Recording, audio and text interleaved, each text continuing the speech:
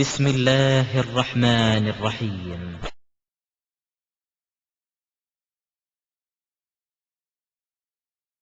உலகளாவில் எத்தனை அக்கீதா உள்ளது? இதில் நம்முடைய அக்கீதா எது? முஸ்லிம்களுக்குரிய அக்கீதா எது? நாம் இப்பொழுது எந்த அக்கீதாவில் இருக்கின்றோம்? இதுல இஜ்திஹாத் முற்று பெற்று விட்டதா? அது தொடருமா தொடராதா? அதற்கான தகுதி யாருக்கு உள்ளது? அதற்கான தகுதி என்ன வேண்டும்? அது அக்கீதாவுக்கு உட்பட்டதா உட்படாததா? அது சட்டமாக நிறைவேற்றப்பட வேண்டுமா வேண்டாமா? அது ஃபர்லா சுன்னாவா?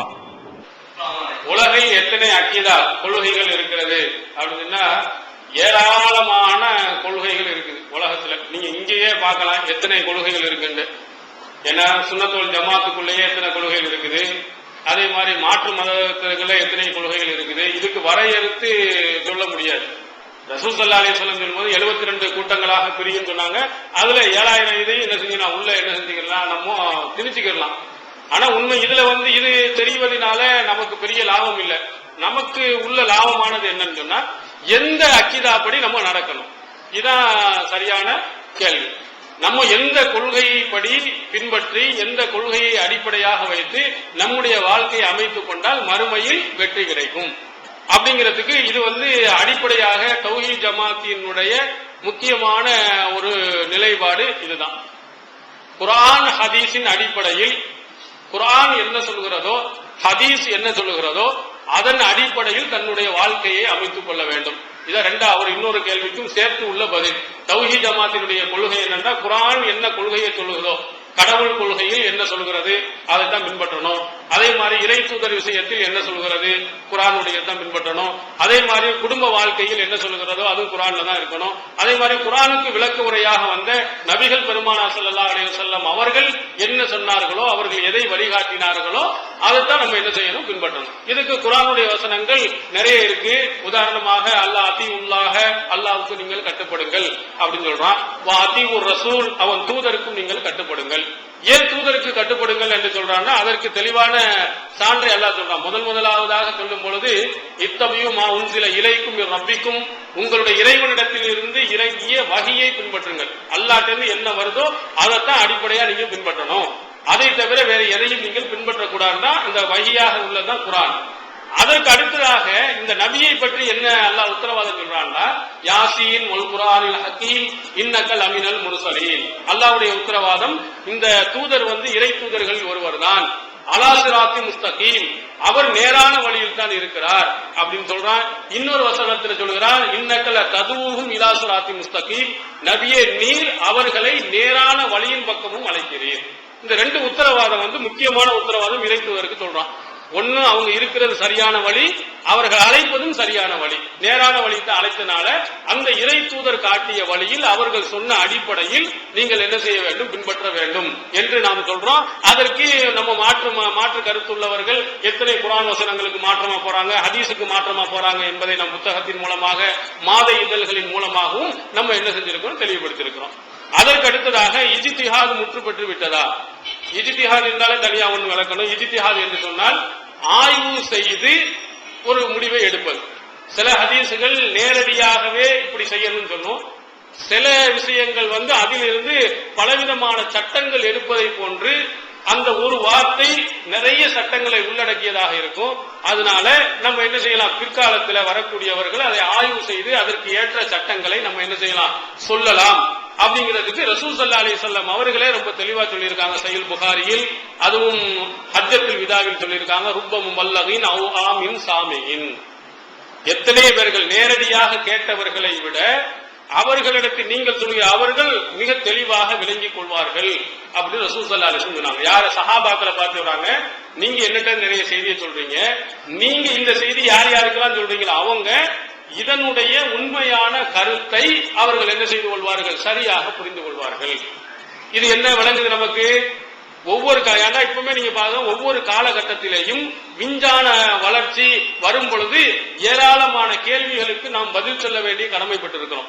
இப்ப உதாரணத்துக்கு முந்தைய காலத்தினுடைய அறிஞர்கள் எல்லாம் இந்த இக்ரா பிஸ்மி ரப்பிக்கல் லதீ ஹலக்கல் இன்சான மின் அலக், அலக்கில் இருந்து அல்லாஹ் படைத்தான் என்று சொன்னதற்கு முந்தைய கால அறிஞர்கள் தஃசீர்கள் என்ன விளக்கம் கொடுத்தாங்கன்னா ரத்த கட்டி என்று சொன்னாங்க. அவங்க அறிஞ்சதெல்லாம் ரத்த கட்டி என்ற பொருளும் அதுல இருக்கு. ரத்த கட்டியில இருந்தா உங்களை நாம் படைத்தோம் அல்லாஹ் சொல்றாங்க. ஆனா இன்றைய காலத்துல உடலினுடைய கர்ப்பப்பையினுடைய ஒவ்வொரு வினாடியிலையும் என்னென்ன மாற்றங்கள் அடைகிறது என்பதை அழகா என்ன செஞ்சிருக்கிறான், படம் பிடித்து காட்டுகிறான். அதுக்குரிய எல்லா கருவிகளும் வந்துருச்சு. அவன் சொல்லுகிறான், உடலுக்கு உள்ள ரத்த கட்டின்னு அந்த குழந்தை உருவாகிறது ரத்த கட்டிங்கிற ஒரு நிலையே கிடையாது, ரத்தங்கிறத ஒண்ணும் கிடையாது. ஆணுடைய விந்தளவும் பெண்ணுடைய சினை முட்டையும் சேர்ந்து அது வளர வளர எந்த கட்டத்திலையும் ரத்தமே வரல, ரத்த கட்டிங்கிற நிலையே வரல அப்படிங்கிறான். அப்ப நம்ம என்ன செய்யறோம், ஆய்வு செய்து பார்க்கிறோம். என்னடா இப்படி அல்லாஹ்வுடைய வேதம் தப்பா இருக்காது, அப்படி என்றால் அலக்கு என்பதற்கு வேறு ஏதாவது பொருள் இருக்குதா அப்படின்னு பார்க்கும் பொழுது அலக்கு என்பதற்கு அட்டை பூச்சி என்ற ஒரு பொருளும் அங்கே கொடுக்கப்பட்டிருக்கு. இது அகராதியில் அந்த காலத்திலே கொடுத்திருக்கிறாங்க. அப்ப பார்த்தா அட்டை பூச்சி என்ற ஒரு நிலை அங்க இருக்குது. ஏண்டா வயிற்றோட ஒட்டி கொண்டு அந்த சிசு வளரக்கூடிய நிலையை அறிஞர்கள் சொல்லி இருக்கிறாங்க. அப்ப இங்க ரத்த கட்டி என்று என்ன செய்யக்கூடாது, சொல்லக்கூடாது. இந்த பொருள் தான் கொடுக்க வேண்டும் என்று நாம் என்ன செய்கிறோம், அதற்கு அந்த பொருளை நாம் கொடுக்கிறோம்.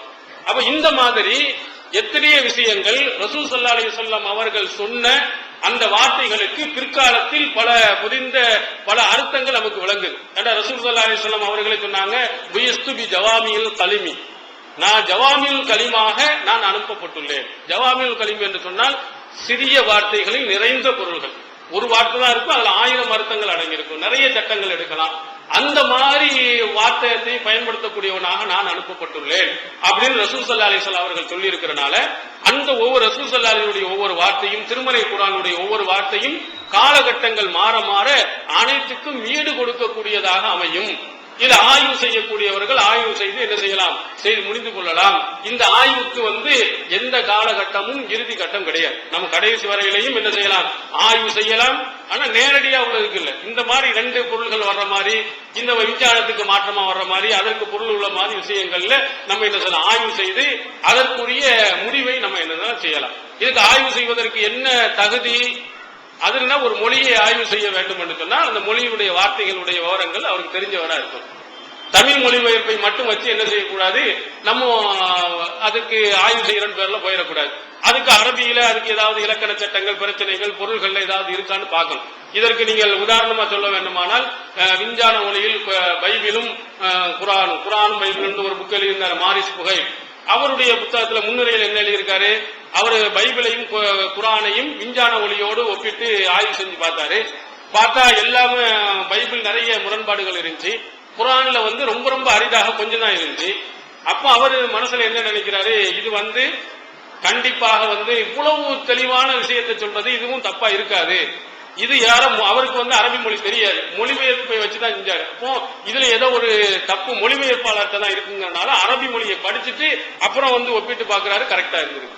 அப்ப இந்த மாதிரி சில சிக்கல்கள் வரும். ஒரு ஆய்வு செய்ய வேண்டுமானால் ஹதீஸ்களை ஆய்வு செய்து செய்யக்கூடியவர்களுக்கு அந்த மூலங்கள், அதில் இருக்கக்கூடிய பொருள்கள், இவைகளை எல்லாம் விளங்கி இருப்பாரையானால் அவரும் என்ன செய்யலாம், ஆய்வு செய்யலாம். இதற்கு பெரிய பெரிய மேதைகளாக இருக்க வேண்டும் என்றோ அதற்கு தனியாக பட்டம் பெற வேண்டும் என்றோ தேவையில்லை. அந்த மொழியை பற்றிய அறிவு இருக்குமானால் ஹதீஸ்களை பற்றி அதுல வரக்கூடிய எல்லா விதமான செய்திகளையும் ஒன்றிணைத்து அதில் என்ன கருத்து இருக்கிறது, குர்ஆன் வசனத்துக்கு என்ன பொருள் இருக்கிறது வழங்க முடியுமானால் அனைவர்களும் என்ன செய்யலாம், ஆய்வு செய்து முடிவெடுக்கலாம். இஜ்திஹாத் பண்ணிய சட்டத்தை ஒருவர் ஆய்வு செய்து சொன்ன அந்த சட்டத்தை கண்டிப்பாக பின்பற்ற வேண்டும், இதுவும் ஒரு சட்டத்தில் உள்ளதுதான் என்று சொல்லணுமா சொல்லக்கூடாதா, அப்படிதான் அதான் கேள்வி நீங்க கேட்கிறது. இஜ்திஹாதுல ரசூல் ஸல்லல்லாஹு அலைஹி வஸல்லம் அவர்கள் சொன்னாங்க, ஒரு முஜ்தஹித் ஒரு இதை ஆய்வு செய்து அவர் சரியான கருத்தை சொல்வார் என்று சொன்னால் பலஹு அஜ்ரானி, அவருக்கு 2 கூலி. அவர் தவறான கருத்தை சொன்னாரேயானால் பலஹு அஜ்ருன் வாஹிதுன், அவருக்கு 1 கூலி அப்படின்னு சொன்னாங்க. இது இந்த இஜ்திஹாதின் அடிப்படையில் சொல்லக்கூடிய ஒரு சட்டம், யாரையும் நிர்பந்தப்படுத்த முடியாது. அதுல என்ன செய்யலாம், ஆய்வு செய்வதற்கு உட்பட்டதுதான். ஏன்னா இஜ்திஹாத் செஞ்சு எத்தனையோ முன்னால் உள்ள இமாம்கள் எல்லாம் எத்தனையோ இஜ்திஹாத் செஞ்சிருக்கிறாங்க, அவங்களுடைய ஆய்வுகள் தவறு என்று நம்ம கூட என்ன செஞ்சிருக்கிறோம், சொல்லியிருக்கோம். ஆய்வு செய்தவர் அவருடைய காரண காரியங்களோடு மக்களுக்கு மன்றத்தில் என்ன செய்யலாம், எடுத்து வைக்கலாம். அந்த ஆய்வு சரியானதாக இருப்பதாக கருதக்கூடியவர்கள் என்ன செய்யலாம், எடுக்கலாம். இல்ல இந்த ஆய்வு சரியில்லை, இதில் தவறு இருக்கும் என்று நீங்கள் நினைப்பீர்களே, ஆனால் நீங்கள் என்ன செய்யலாம், வேற ஆய்வு, அந்த ஆய்வு செய்யக்கூடிய தகுதி உங்களுக்கு இருக்குமானால் அந்த ஆய்வுக்கு உட்படுத்தப்பட்டு நீங்க வேறு கருத்தையும் என்ன செய்யலாம், எடுத்துக்கொள்ளலாம். இது கட்டாயம் ஒரு ஆளுக்கு என்ன செய்ய முடியாது, திணிக்க முடியாது. ரெண்டு விதமான கருத்துக்கள் ஒரு இதில் வரும் பொழுது அதற்கு சான்றுகளை எடுத்து சொல்ல இதுதான் அப்படின்னு சொல்ல முடியாது. ரெண்டு கருத்து இருக்கிறனால அவருடைய ஆய்வு இது சரியாக எனக்கு படுகிறது என்று சொன்னால் எடுத்துக்கொள்ளலாம், இல்லை என்றால் என்ன செஞ்சலாம், விட்டுக்கொள்ளலாம். அஸ்ஸலாமு அலைக்கும் வரஹ்மத்துல்லாஹி தஆலா பரக்காத்துஹு. நம்மளுடைய ரூஹை எடுத்து செல்லும் போது இல்லீன் என்கிற பட்டத்தில் பதிவு செய்யும் ஏட்டில் தந்தையுடைய பெயர் அறிவிக்கப்படுமா, பெண்களுக்கு தாயுடைய பெயர் அறிவிக்கப்படுமா என்று குழப்புகிறார்கள். அது எப்படி என்று நிரூபிக்கப்படும்? மாதராக்கமா இல்லையும் கிதாபும் மறுக்கும் அப்படின்னு சொல்லிட்டு அல்லாஹ் தஆலா இல்லையும் என்பது அது ஒரு ஏடு, அது நல்லவர்களுடைய செய்திகள்லாம் பதிவு செய்யப்பட்ட ஏடுன்னு சொல்லப்பட்டிருக்கு. இந்த ஏட்டில் ஒரு பெண்ணை பற்றி குறிப்பிடும் பொழுது அவங்களுடைய தாயினுடைய பெயரை சேர்த்துதான் பெண்களுக்கும் ஆண்களுக்கு தந்தையினுடைய பெயரை, அதாவது அப்துல்லாவின் மகள் பாத்திமா அப்படின்னு எழுதப்படும் அப்படின்னு சிலர்கள் சொல்றாங்க. சிலர்கள் பாத்திமாவினுடைய மகள் ஆயிஷா, அந்த பெண்களுக்கு பெண்ணுடைய தாயினுடைய பெயரையும், ஆண்களாக இருந்தால் அப்துல்லாவுடைய பெயர் உமர் அப்படிங்கிற மாதிரியும் என்ன செய்யப்படும், அதிலே பதிவு செய்யப்படும் என்று சொல்கிறார்களே, இதற்கு ஆதாரம் இருக்கிறதா அப்படின்னு கேட்டு. அரபி மொழியில் நீங்க பொதுவாக அழைக்கப்படும் பொழுது அனைவர்களும் தந்தையினுடைய பெயரை வைத்துத்தான் அழைக்கப்படுகிறார். நீ யார் இருந்தாலும் ரசூல் ஸல்லல்லாஹு அலைஹி முஹம்மது இப்னு அப்துல்லா, அது முகமது இப்னு ஆமினா அப்படின்னு சொல்லிட்டு என்ன செய்யல, ரசூல் ஸல்லல்லாஹு அலைஹி வஸல்லம் அவருடைய பெயரை சொல்லும் ஆமினாவினுடைய மகன் முகம்மது அவர்கள் அப்படின்னு சொல்லப்படுறதில்லை. அரபி மொழியில அத்தனை இதிலையும் நீங்கள் பார்க்கும் பொழுது அத்தனையிலையுமே தந்தையினுடைய பெயரை சொல்லித்தான் என்ன செய்கிறார்கள், தன்னுடைய மகனையோ அல்லது மகளையோ என்ன செய்யறாங்கன்னு சொல்றாங்க. ரொம்ப அரிதாக என்ன செய்ய ருபை பின்த் முஅவ்வித் அப்படின்னு சொல்லிட்டு சொல்லப்படுகிறது. அதே மாதிரி சில ஒரு மரியம் சொல்லும் பொழுது யாருன்னா தந்தை இல்லாத காரணத்தினால ஈசா அலைஹிஸ்ஸலாம் அவர்களுக்கு சொல்லும் பொழுது மரியமுடைய மகன் ஈசா அப்படின்னு என்ன செய்யப்படுகிறது, சொல்லப்படுகிறது. இப்படி அரிதாக ஒன்னு ரெண்டு என்ன சொல்லப்படுகிறது. ஆனால் இந்த இல்லியின் என்று சொல்லக்கூடிய இந்த புத்தகத்தில் இவர்களுடைய தாயினுடைய பெயரை தந்தையினுடைய பெயரை சேர்த்துதான் சொல்லப்படுகிறதாங்கிறதுக்கு நாம் பார்த்தவர் அப்படி ஹதீஸ்கள்ல எதிலையும் சொல்லப்படல. குர்ஆன்லயும் உங்களுடைய தந்தை பெயர் தான் அதுல பதிவு செய்யப்பட்டு சொல்லும் கூப்பிடும் பொழுது தந்தையுடைய பெயரை வைத்து சொல்லப்படும் இருக்கிறது. ஆனால் பதிவு செய்யப்பட்ட புத்தகத்துல பெண்ணாக இருந்தால் தாயுடைய பெயரையும், ஆணாக இருந்தால் தந்தையுடைய பெயரையும் சொல்லப்படும் என்பதற்கு நாம் அறிந்தவரை என்ன செய்யல, எந்த ஹதீஸிலும் குர்ஆன்லயும் நாம் என்ன செய்யல, பார்க்கவில்லை. ஒரே நபர் அல்லது ஒரே கூட்டம் முஸ்லிமுக்கும் முஸ்ரிக்குக்கும் சாட்சியாக இருக்க முடியுமா? முஸ்ரிக்கை முஸ்லிம் என குறிப்பிட்டால் முரண்பாடுதானே? முஸ்லிம் என்ற வார்த்தைக்கு அல்லாஹ் என்ன பொருள் வைத்து கூறுகின்றானோ அந்த அர்த்தத்தோடு தானே நீடிக்கும். அந்த வார்த்தைக்கு பொருள் இல்லாமல் நாங்கள் ஒரு சமயத்தில் பயன்படுத்துகிறோம் என்று கூறுபவர்கள் இஸ்லாத்தில் உள்ளனரா? 22:77 22:78 அல்லாஹ் மூமின்களை அழைத்து முஸ்லிம் என பெயரிட்டுள்ளதாக குறிப்பிட காபிர்களை முஸ்லிம் என குறிப்பிடுவது அல்லாஹ்வுக்கு மாறு செய்வது ஆகாதா? ரெண்டு விதமாகவும் என்ன செய்யறாங்க, தௌஹீத் ஜமாத்தை காபிர் என்று பத்வா கொடுத்தவர்கள் இருக்கிறாங்க. அதே மாதிரி சிலர்கள் முஸ்லிம்களை மூமினாக முஸ்லிமாக இருக்கக்கூடியவங்களை முஸ்லிக் என்றும் என்ன செய்யறாங்க, சொல்லுகிறார்கள். இது கூடுமா அப்படின்னு சொல்லிட்டு கேட்டிருக்கிறாங்க. ரசூல் ஸல்லல்லாஹு அலைஹி வஸல்லம்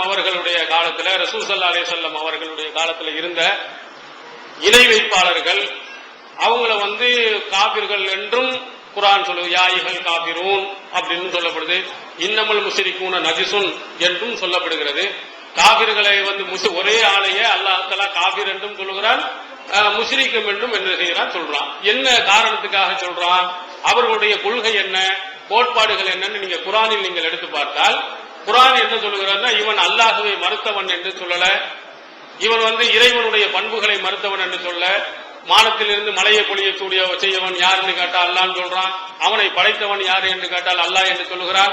ஆனால் அதே நேரத்தில் மற்ற கடவுள்களையும் என்ன செஞ்சிருக்கிறான், இதுவும் அந்த இறைவனுக்கு இருக்கிற மாறி தகுதி இங்கே இருக்கிறது என்று நம்புகிறான். இதன் காரணத்தினால் அல்லாஹ்வுடைய சில பண்புகளை அவன் மறுத்த காரணத்தினால், காபிர் என்பதற்கு மறுத்தவன் அர்த்தம். கஃபரன்னா மறுத்தான், காபிர்னா மறுப்பவன், ஓரிரை கொள்கையை மறுப்பவன், அல்லாஹ்வுக்கு இருக்கக்கூடிய பண்புகளை மறுப்பவன். அதன் காரணத்தினால் அல்லாஹ் தஆலா அவனை காபிர் என்றும் சொல்றான். சில நேரங்களில் இணை வைப்பு இறைவனுக்கு நிகரான பண்புகள் இந்த சிலைகளுக்கும் இருக்கிறது என்று அவன் சொல்வதன் காரணத்தினால் அல்லாஹ் அவனை முஷ்ரிக் என்றும் சொல்கிறான். இணை வைப்பாளன், அல்லாஹ்வுக்கு இணை வைத்து வணங்கக்கூடியவன் அப்படின்னு சொல்லி காட்டுகிறார். இந்த ரெண்டு விஷயத்தில் இருந்து நமக்கு என்ன விளங்குகிறது என்று சொன்னால், மக்கத்து காபிர்கள் என்ன காரியங்களை செய்கிறார்களோ அதே காரியங்களை ஒரு முஸ்லிம் என்ற பெயரில் ஒருவன் செய்தாலும் அவனை சொல்வதில் எந்த குற்றமும் இல்லை. வெளிவந்துவிட்டது இஸ்லாம் கூறும் குடும்பவியல் ரமலான் மாதம் தொடர் சொற்பொழிவு 5 டிவிடிகளாக விலை ரூபாய் 150 மட்டுமே. கூரியர் செலவு தனி. கிடைக்கும் இடம் TNTJ வீடியோ விஷன் நம்பர் 30 அரமனைக்காரன் தெரு, மண்ணடி, சென்னை 1. இதுல இருந்து கிரேட் எஸ்கேப் ஆறதுக்கு ஒரு அழகான ஐடியா நானே உங்களுக்கு சொல்லி தரேன். அதாவது குருடனாகவும் சப்பானியனாகவும் மூக்கு பெரியனாகவும் கால் உடைந்தனாகவும் கை உடைந்தனாகவும் கூணனு இது எல்லா குறையும் ஒரே ஆளுக்கு இருக்கும்ல, அவன் வரக்கூடாது அப்படின்னு சொல்லிட்டீங்கன்னா நல்ல ஐடியா. இதுல இருந்து தப்பிச்சிடலாம். நித்திய ஜீவனை அடையக்கூடிய வழி என்னன்னு கேட்டா காட்டி இதுதான் வழிங்கிறீங்க. இதுல நிறைய பொய் இருக்குன்னு கேட்டா ஆமா எங்களுக்கு தெரியுமே, மனித கரங்கள் விளையாடு இருக்கு ஆமா எங்களுக்கு தெரியுமே அப்படிங்கிறீங்க. அடுக்கடுக்கான கேள்வி கணைகளுக்கு அமைதி காத்த பாதிரியார்கள், படிக்க முடியாத பைபிள் வசனங்கள், கிறிஸ்தவர்களை திணற வைத்த விவாதம் ஒரு டிவிடியாக விலை ரூபாய் 30 மட்டுமே. கொரியர் செலவு தனி. கிடைக்கும் இடம் TNTJ வீடியோ விஷன் எண் 30 அரண்மனைக்காரன் தெரு, மண்ணடி, சென்னை 1. செல் 9500168989. ஏன்னா ரசூல் ஸல்லல்லாஹு அலைஹி வஸல்லம் காலத்தில் இருந்தவர்கள் அல்லாஹ்வை நம்பியதோடு இல்லாமல் அப்துல்லான்னு பேர் வச்சிருந்தாங்க, அரபி பெயர்கள் தான் அழைக்கப்பட்டிருந்தாங்க, அபுல் ஹிகம் வச்சிருந்தாங்க. இப்படி அல்லாஹ்வுடைய பெயரை, அழகான பெயர்களை, இறைவனுடைய அடிமைகள் என்றெல்லாம் பெயர் வைத்த அத்தனை பேர்களையும் அவன் கொள்கை சரியில்லை என்பதின் காரணத்தினால் அல்லாஹ்வே என்ன செய்யறான், இப்படி சொல்றான், இப்படியா சொல்லி அழைக்கிறான். அதனால நம்ம இந்த உலகத்தில் இருக்கக்கூடியவர்கள் அவன் செய்யறதை அப்படியே செய்வார்களே. ஆனால் தர்கா வழிபாடுக்கு போறாங்க, அல்லாஹ்விட்ட கையேந்த வேண்டியதை கபர்ல இருக்கக்கூடியவர்கிட்ட கையேந்துகிறார்கள் என்று சொன்னால் அல்லாஹ்வுடைய பண்பை கொண்டு போய் அங்க போய் கொடுத்துடுறாங்க. எப்படி கொடுக்குறான்? அல்லாஹ்வுத்தாலதான் எல்லா நேரத்திலையும் கேட்பவன், எல்லா நேரத்திலையும் உயிரோடு இருப்பவன், எந்த மொழியில் கேட்டாலும் கேட்பான், எவ்வளவு தூரத்தில் கேட்டாலும் கேட்பான், எதை கேட்டாலும் தருவான். எல்லா நம்பிக்கைகளையும் இந்த அவுலியாக்கள்ல கொண்டு போய் கொடுத்த காரணத்தினால் அவர்களை என்ன செய்யலாம், இணை வைப்பு கொள்கை உள்ளவர்கள், இவர்கள் மக்கத்து காவிர்களுடைய கொள்கையை உள்ளவர்கள் என்று நாம் சொல்லுகிறோம். ஹதீசுகளில் எங்கேயாவது இப்படி சொல்லக்கூடாது என்று தடை இருக்கிறது என்று சொன்னால் ஒரே வாழ்க்கை தடை இருக்கு. ஒருத்தனை காவிரி இல்லாமல் காவிரி என்று நீ சொன்னால் அது உனக்கு திரும்பி வந்துடும் அப்படின்னு ரசூல் ஸல்லல்லாஹு அலைஹி வஸல்லம் அவர்கள் என்ன செஞ்சிருக்கிறாங்க, சொல்லி இருக்கிறாங்க. எப்ப சொன்னா காவிராக இல்லாத பட்சத்தில், இணை வைப்பவனாக இல்லாத பட்சத்தில் ஒருவனை போயிட்டு ஓரிரை கொள்கையில தௌஹீதுல கரெக்டாக இருக்கக்கூடியவனை போய் நீ காபிர்னு சொன்னீங்கன்னா அது என்ன செய்யும், திரும்பவும் உனக்கே வந்து சேர்ந்துடும். இதுல இருந்து என்ன விளங்குது, காபிராக இருக்கக்கூடியவனை, இணை வைப்பாளனாக இருக்கக்கூடியவர்களை நம்ம இணை வைப்பாளன் என்று என்ன செய்ய வேண்டிய சொல்லுவதின் காரணத்தினால் எந்த தடையும் என்ன செய்ய வரப்போறதில்லை. எந்த வசனத்துக்கோ எந்த ஹதீஸுக்கோ மாற்றம் கிடையாது. முஸ்லிம்களை முஸ்லிம் என்று சொல்லலாமா? வெளிப்படையை பார்த்து கொண்டு நமக்கு உள்ளத்தை பார்ப்பது தெரியாது. ஒரு இணை வைப்பாளனா இருக்கிறானா இல்லையாண்டா வெளிப்படையில பார்க்கும்போது தொழுகிறான் போறான்னு சொன்னா அவன் முஸ்லீம், அல்லாஹ்வுக்கு கட்டுப்பட்டவனை போன்று இருக்கிறானால நம்ம சொல்றோம். இதனால் நம்ம குற்றவாளி ஆக மாட்டோம். நம்ம உள்ளத்தை அறிந்தவன் அல்ல. அல்லாஹ் கூட சொல்லும் போது இங்க இருந்து மக்காவில் இருந்து யாராவது மதீனாவுக்கு வந்தார்களே ஆனால் அவர்களை நீங்கள் சோதித்து பாருங்கள். அந்தவர்கள் மூமினானவர்கள் என்று நீங்கள் அறிந்தீர்கள் என்று சொன்னால் அவர்களை காபிர் மக்கள் நீங்க திருப்பி அனுப்பாதீங்க. சோதிக்கதான் சொல்றான். ரசூல் ஸல்லல்லாஹு அலைஹி வஸல்லம் சோதிக்கிறாங்க. என்ன வானத்தை காட்டி அல்லாஹ் எங்க இருக்கான்னு மேல காட்டுறாங்க.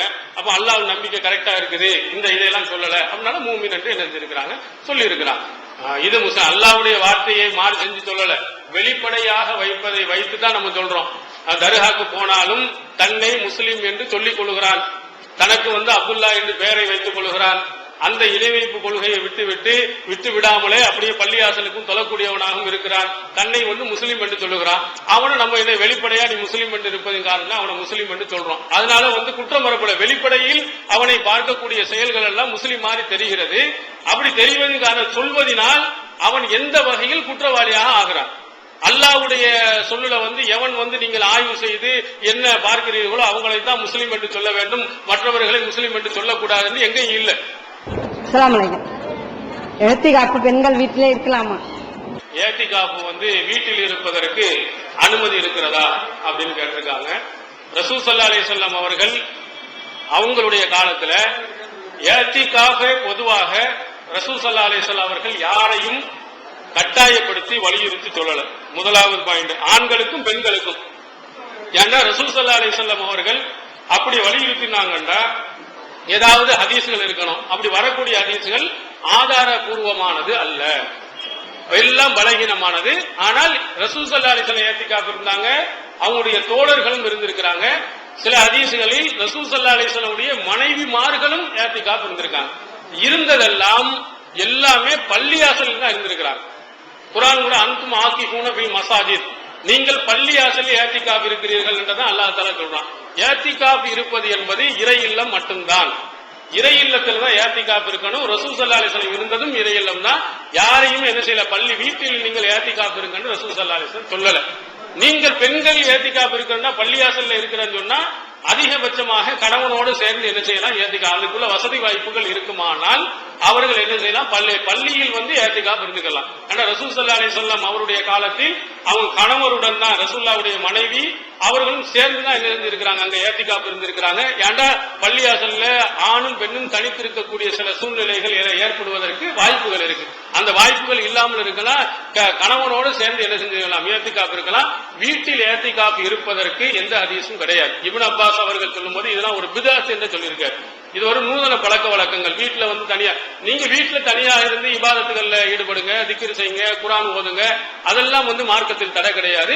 போட்டோ எடுக்கலாமா? விஷயங்களுக்கு நாம் போட்டோ எடுப்பதில் இஸ்லாம் தடை செய்யல. இப்போ உதாரணத்திற்கு நம்முடைய இடங்களில், அது இந்திய நாட்டில் போட்டோ எடுப்பது என்பது ரொம்ப ரொம்ப அவசியமான ஒன்னாயிருச்சு. இப்போ ஓட்டர் ஐடி வாங்கணும்னா கண்டிப்பா போட்டோ எடுக்கணும். போட்டோ இல்லை என்று சொன்னால் நீங்க என்ன செய்ய, ஓட்டு போட முடியாது. ஓட்டு போட முடியாம தனியா போனாலும் போட்டுன்னு விட்டீங்கன்னா நீங்க என்ன செய்ய முடியாது, பேங்க் அக்கௌண்ட் திறக்க முடியாது. ஏன்னா ஓட்டர் ஐடி இருக்கணும்னு சொல்றான். அதே மாதிரி ரேஷன் கார்டுல நீங்கள் போட்டோ எடுக்க, உங்க போட்டோவை கொடுக்கவில்லை என்று சொன்னால் குடும்ப தலைவி அல்லது தலைவருடைய போட்டோன்னா அப்போ ரேஷன் கார்டும் இருக்காது. அதே மாதிரி நீங்கள் ஹஜ்ஜி என்ற கடமையை நிறைவேற்ற வேண்டும் என்று சொன்னால் பாஸ்போர்ட் எடுக்கணும், அதுக்கு கூட என்ன செய்யணும், போட்டோ எடுக்கணும். இந்த மாதிரி சில நிர்பந்தமான நேரங்கள் நிறைய இருக்கு. மார்க்கம் இது தொடர்பாக என்ன சொல்லிருக்கு, ரசூல் ஸல்லல்லாஹு அலைஹி வஸல்லம் அவர்கள் உருவப்படங்களை பற்றி அவருடைய ஹதீஸ்கள்ல இரண்டு விதமான செய்திகள் இடம்பெற்றிருக்கு. ஒரு சில விஷயங்கள்ல உருவப்படங்கள் இருந்த திரைச்சீலையை பார்த்த ரசூல் ஸல்லல்லாஹு அலைஹி வஸல்லம் அவர்கள் தன்னுடைய மகள் பாத்திமா வீட்டுல இருந்து திரும்பி வந்துட்டாங்க. உருவப்படத்தை பார்த்து ஏன் இந்த உருவப்படத்துக்கு நமக்கு என்ன தொடர்பு இருக்குன்னு சொல்லிட்டு வந்துட்டாங்க. அதே மாதிரி ஆயிஷா ரலியல்லாஹு அன்ஹா அவர்கள்ட்ட போகும்பொழுது கூட அங்கேயும் என்ன உருவப்படம் இந்த திரைச்சீலையை பார்த்த உடனே கோவப்பட்டு ரசூல் வந்துடுறாங்க. அதை ரசூல் ஸல்லல்லாஹு அலைஹி வஸல்லம் அவருடைய மனைவி ஆயிஷா அவர்கள் கிழித்து அதை தலையணையாக ஆக்கி அங்க படுக்க வச்சிருந்தாங்க. அதுல ரசூல் ஸல்லல்லாஹு அலைஹி வஸல்லம் அவர்கள் என்ன செஞ்சிருக்கிறாங்க, படுத்திருக்கிறாங்க. அதே மாதிரி சின்ன சின்ன உருவப்படங்களாக இருக்கக்கூடிய பொம்மைகள் போன்றவைகள் ரசூல் ஸல்லல்லாஹு அலைஹி வஸல்லம் அனுமதித்திருக்கிறாங்க. ஆயிஷா நாயகி அவருடைய செய்தி அபூதாவுல இடம்பெற்றிருக்கிறது.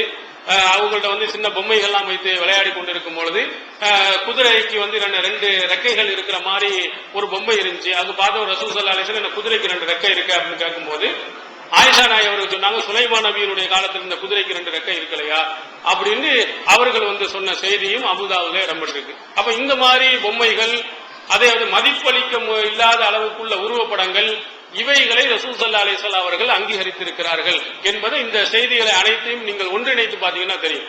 நல்ல அழகா உருவப்படமா தொங்க போட்டு இருந்ததை பார்த்துட்டு வெறுத்து போன ரசூலுல்லாஹி ஸல்லல்லாஹு அலைஹி வஸல்லம் அவர்கள் அதை கிழிச்சி தலையணையாக போடும்போது அவர்கள் தன்னுடைய வெறுப்பை காட்டல.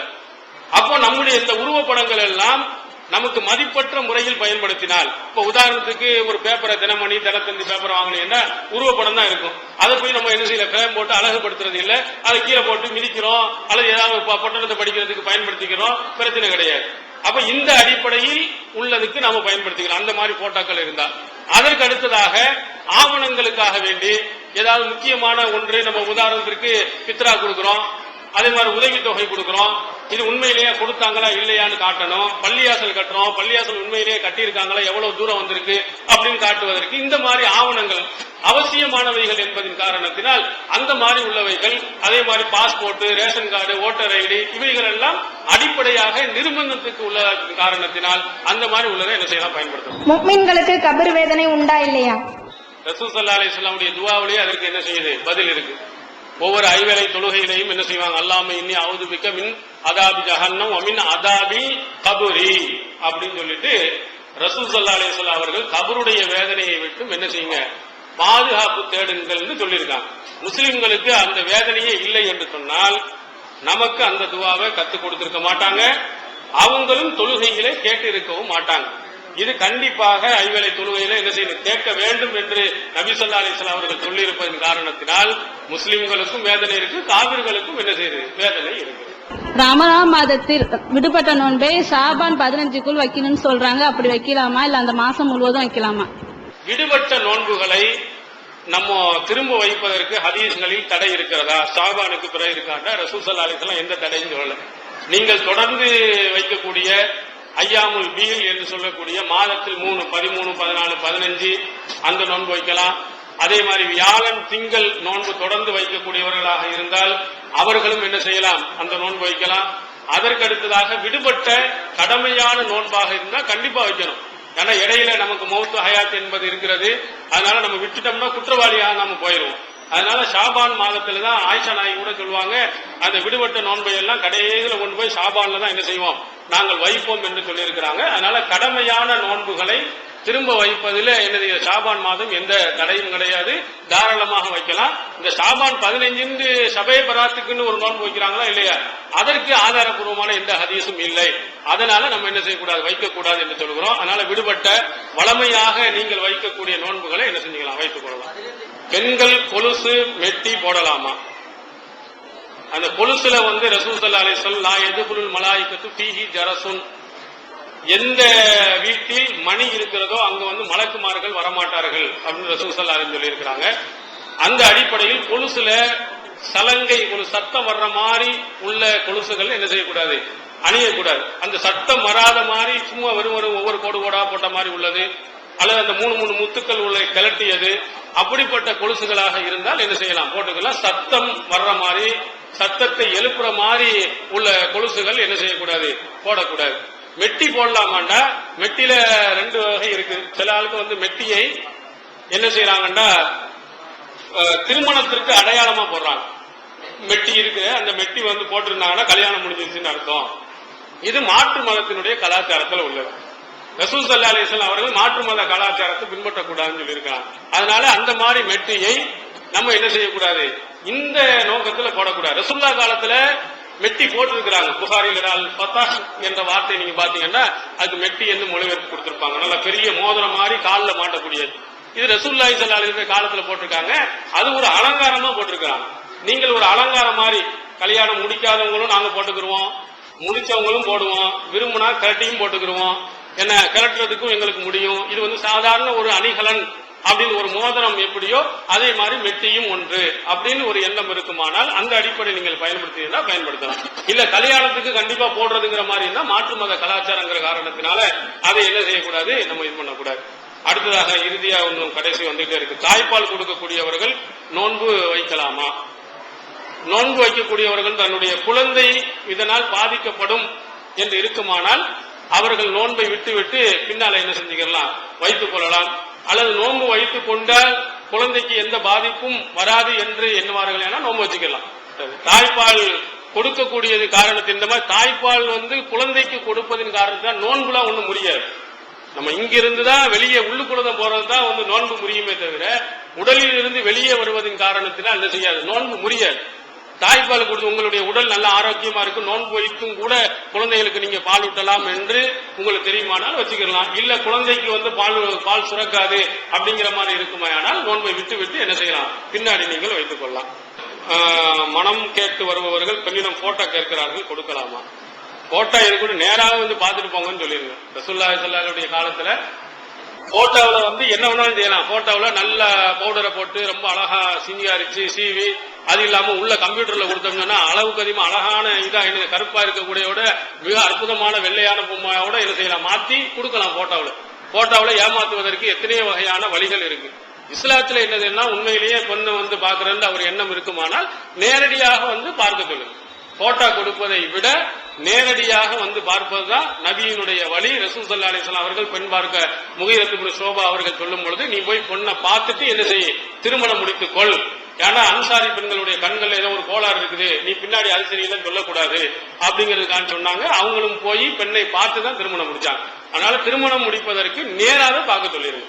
ஏன்னா போட்டோவில் இதே மாதிரி இருப்பதற்கு என்ன செய்யிருக்கு, வாய்ப்புகள் இருக்கிறது.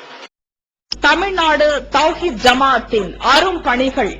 இஸ்லாம் கூறும் அனைத்து பணிகளையும் குர்ஆன் மற்றும் நபி வழியின் அடிப்படையில் செயல்படுத்தும் முதன்மையான அமைப்பு தமிழ்நாடு தௌஹீத் ஜமாஅத். பிற மத மக்களுக்கு இஸ்லாத்தை எடுத்துரைக்க அழைப்பு பணி. இஸ்லாத்தை ஏற்றுக்கொண்டவர்களுக்காக அனைத்து உதவிகளுடன் முற்றிலும் இலவசமாக ஆண்களுக்கும் பெண்களுக்கும் என தனித்தனி பயிற்சி மையங்கள். முஸ்லிம் சமுதாயத்தில் காணப்படும் பலவித தீமைகள் மற்றும் மூட நம்பிக்கைகளை களைவதற்கு பொதுக்கூட்டங்கள், மாநாடுகள் போன்ற பல்வேறு நிகழ்ச்சிகள், வரதட்சணை ஒழிப்பு பற்றிய விழிப்புணர்வு கூட்டங்கள் மற்றும் வாங்கிய வரதட்சணையை திருப்பிக் கொடுக்கும் நிகழ்ச்சிகள், உயிர்காக்கும் இரத்த தானங்கள், இலவச மருத்துவ முகாம்கள் மற்றும் ஆம்புலன்ஸ் சேவைகள், ஏழை எளிய மாணவ மாணவிகளுக்கு இலவச நோட்டு புத்தகங்கள், இலவச சீருடைகள், நோன்பு பெருநாளை மகிழ்ச்சியுடன் கொண்டாட ஃபித்ரா விநியோகம் மற்றும் ஹஜ் பெருநாளின் போது கூட்டு குர்பானி திட்டம், சுனாமி, தீ விபத்து, சாலை விபத்து, வெள்ளம் போன்ற திடீர் விபத்துகளில் பாதிக்கப்படும் மக்களுக்கு ஓடோடி சென்று உதவுதல், தனியார் தொலைக்காட்சி மூலம் தினந்தோறும் பல்வேறு நிகழ்ச்சிகள், இணையதளம் மூலம் இஸ்லாத்தை அறிந்து கொள்ள www.onlinepj.com, www.tntj.net போன்ற இரு இணையதளங்கள், ஏகத்துவம், தீன்குல பெண்மணி ஆகிய மார்க்க மாத இதழ்கள், முஸ்லிம் சமுதாயத்தை தட்டி எழுப்பும் உணர்வு வார இதழ், தொலைபேசி மற்றும் கடிதங்கள் மூலம் விளக்கம் பெற தனி ஏற்பாடு, குடும்ப பிரச்சனைகளுக்கு தீர்வு காண ஷரியத் தீர்ப்பாயங்கள், இலவச திருமண தகவல் திட்டம், முதியோர் ஆதரவு இல்லம், சிறார்களுக்கான அனாதை இல்லம், சத்தியத்தை நிலைநாட்டிட பல்வேறு விவாதங்கள், அடக்குமுறைக்கு எதிரான போராட்டங்கள், முஸ்லிம் சமுதாயத்திற்கு இடஒதுக்கீட்டை பெற்றுத்தந்த உரிமை போராட்டங்கள், வறுமை மற்றும் கடன்களில் சிக்கி தவிக்கும் மக்களை மீட்டெடுக்க ஜகாத் நிதியை திரட்டி உரியவர்களுக்கு உதவுதல், வட்டி இல்லா கடனுதவி திட்டங்கள், இது போன்ற இன்னும் ஏராளமான பணிகளை செய்து வரும் தமிழ்நாடு தௌஹீத் ஜமாஅத் எந்த வெளிநாட்டு அரசிடமிருந்தோ அல்லது எந்த வெளிநாட்டு நிறுவனங்களிடமிருந்தோ உதவிகளை பெறுவதில்லை என்பதை கொள்கையாக கொண்டுள்ளது. எனவே மறுமையில் மகத்தான கூலியை பெற்றுத்தரும் இந்த அரிய பணிக்கு உங்களது ஜகாத் மற்றும் நன்கொடைகளை வாரி வழங்குவீர். உங்களது நன்கொடைகளை டிடியாகவோ செக்காகவோ மணி ஆர்டராகவோ அனுப்பலாம். டிடி அனுப்புபவர்கள் தமிழ்நாடு தௌஹீத் ஜமாஅத் வங்கி கணக்கு எண் 7882748827 இந்தியன் வங்கி மண்ணடி கிளை என்ற பெயரில் எடுத்து அனுப்ப வேண்டிய முகவரி தமிழ்நாடு தௌஹீத் ஜமாஅத் மாநில தலைமையகம் 30 அரண்மனைக்காரன் தெரு, மண்ணடி, சென்னை 1. போன் 0442521526. Allah